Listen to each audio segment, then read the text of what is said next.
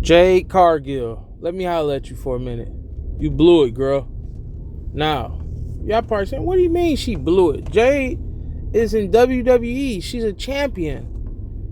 Like, what are you talking about? Jade Cargill left AEW because she felt like WWE allegedly could give her more exposure or whatnot. Tony Khan was so blown away by Tony Khan is the owner of AEW Wrestling, the sole owner, billionaire, whose lifelong dream was to own a wrestling company. He books his own shows. He is AEW. He was so blown away by Jade Cargill as a character, as a person, her physique, as a wrestler. He was pushing her to the moon. She had an undefeated streak. She was undefeated in AEW. She had her own stable. She had her own minions. She was free to say whatever she wanted on the mic. Money, expenses were allocated to her ring attire, her entrance gear, and her entrances. No money was, listen, there was no amount of money that couldn't and wouldn't be spent on her attire, her ring entrance, her appearance, anything she wanted, she had it. Allegedly, Tony Khan threw so much money at her for her to stay in AEW that generational wealth was a thing. Allegedly. Let's also take into account this, people. Let's take this to account. Jade Cargill wanted to play Storm, right? She wants to play Storm as a superhero. Newsflash, Jade.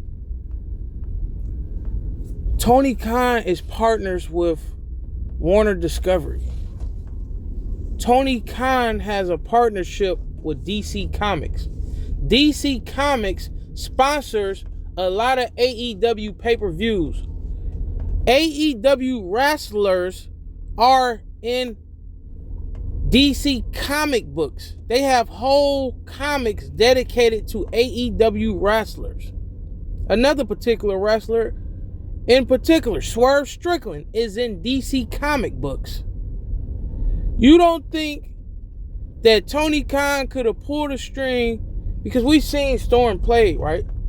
You don't think Tony Khan could have pulled strings to have you play a DC comic black superhero? There are about 6 or 7 historically black women superhero DC characters.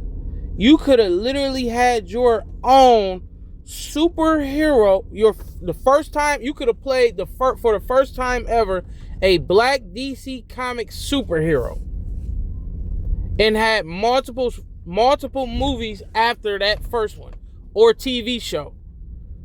Because you have the look, you have everything. He would have did that for you. That's how much he was enamored with you as a wrestler, as a person, as somebody who he seen was nothing but money.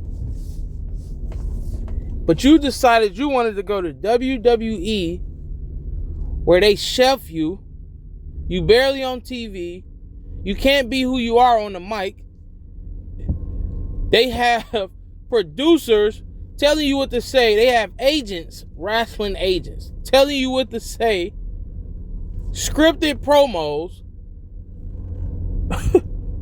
And you're about to get served up to the politicker of the women's locker room. One of the top politickers. You about to get served up to her at WrestleMania. And you know it. If you were still in AEW right now, I listen, I can almost guarantee you would be playing a black woman's DC comic book hero, and you would have been in the comic books already. And I know who your husband is. I follow baseball, so I know y'all rich, but you would have made so much. You would have been on your second contract with AEW right now. This would have been your third, because you would have got re-signed. You wouldn't have went to WWE.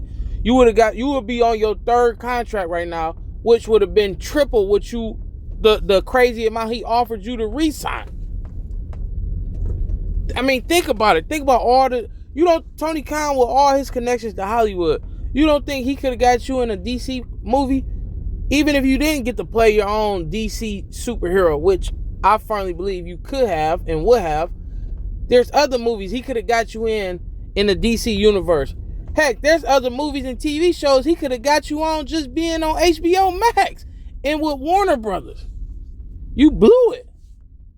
You blew it. You would have been, listen, right now, currently, you would have been larger than life had you stayed in AEW. Now you're just a somewhat kind of a heel in WWE. They wanted you to be a face, then they turned you heel. Now you just floating amongst the people.